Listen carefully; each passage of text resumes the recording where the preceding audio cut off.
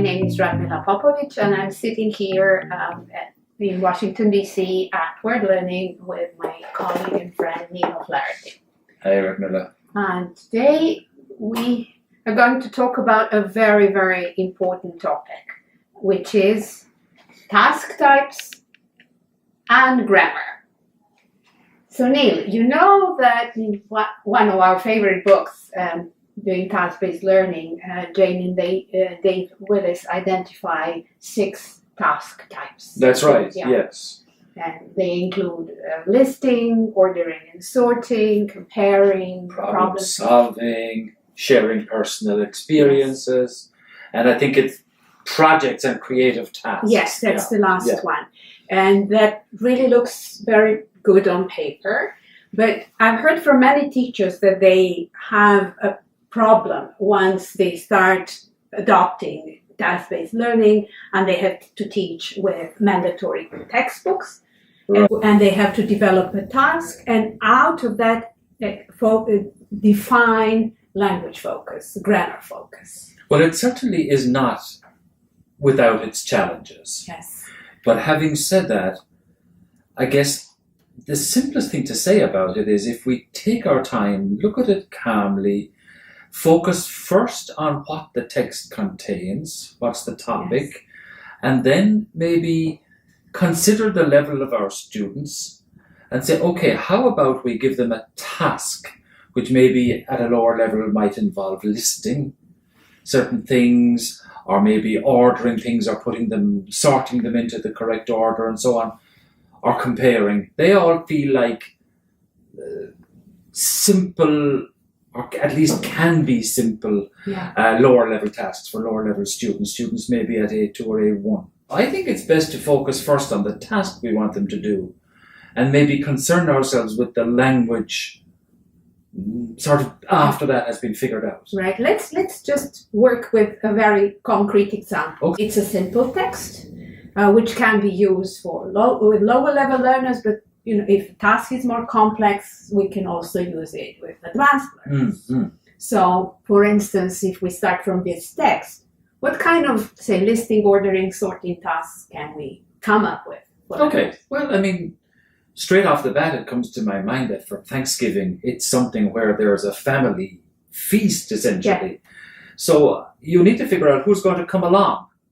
And you maybe need to contact those people in advance. So I guess you can list who's going to be at your Thanksgiving dinner. Of course, the other thing about Thanksgiving dinners is that people typically treat it as a sort of potluck. The guest list will bring along their favorite sides, their favorite desserts, their favorite vegetables. So maybe you can do a list of, well, who makes great macaroni and cheese, or who absolutely does the best roasted vegetables. And so you can make a list of who'll bring what. Right. Which is a little more complex. Absolutely. Than just listing who's coming. You're listing who's coming, so mother is, you can simply extra grammar for that. Right, yes. So who is coming is it present continuous, right? Who is coming, present continuous to express certainty in the future, right? Sure, exactly, and yes. Ordering and sorting, what kind of grammar do we need to play up with?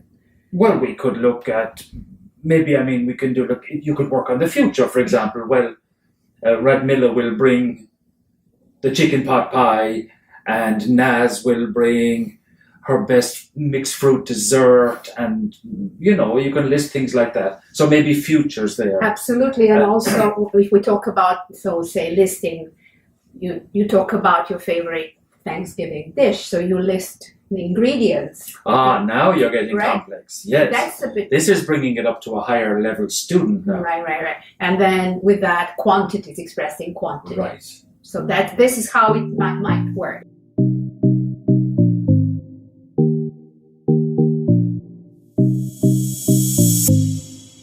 Well, I think for comparing, most people who teach ESL are teaching it obviously in a non-American setting.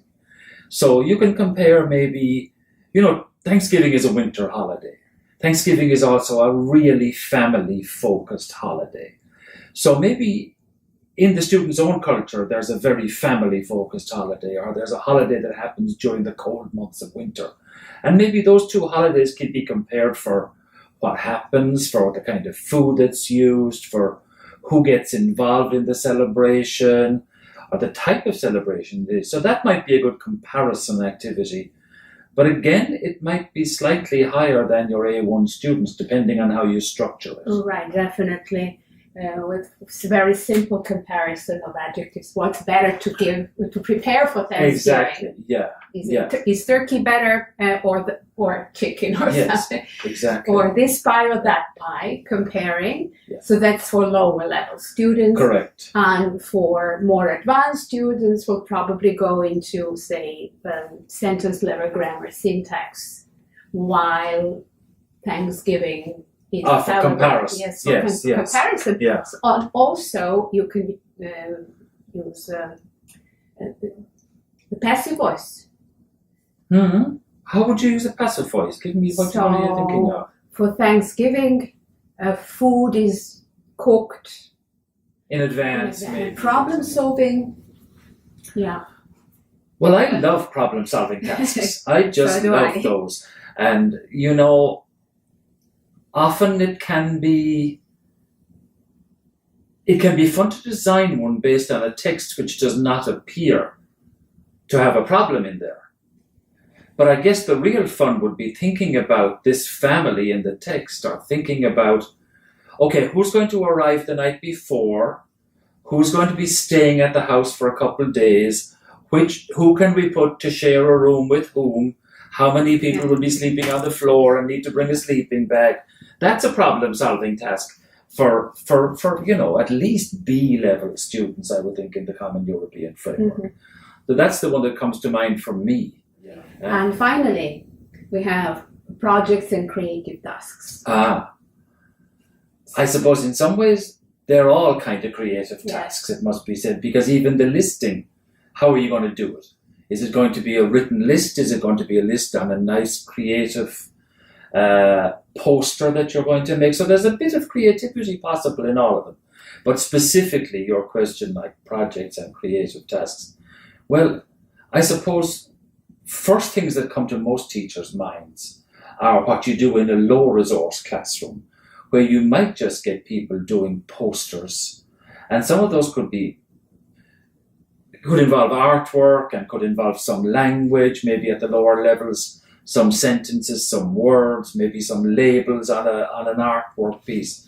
But also at the higher levels, it could also be a kind of a gallery walk of posters. Or students nowadays in more resource-rich environments, of course, they can do short videos that they want to post to YouTube or put on a Facebook page, or just show to the class when it's done. Right. So there's a whole range of options there for creativity and for projects. The most creative task I gave a group of students is to prepare after Thanksgiving in Boston was to do bring an object, and we created a museum of Thanksgiving. Oh wow! So everyone brought an object. That was an international group, and everyone brought an object. Demonstrating what Thanksgiving meant to them, Americans, or a similar holiday in their countries. Okay, interesting. So, yes. Yeah, and then they had to describe these. They had to describe these objects and to say this is why. So the task was the presenting of the object. And then later presenting of the object, and later on they prepared a catalog. Oh wow! Okay. So that was interesting. Depending on the time you have, the students, their creativity. And so you had a spoken piece in that case, and you had a written piece. Yes. We hope that ideas we shared will help you understand what you can do with task-based learning and encourage you to come up with interesting, engaging, motivating, and creative tasks for your students.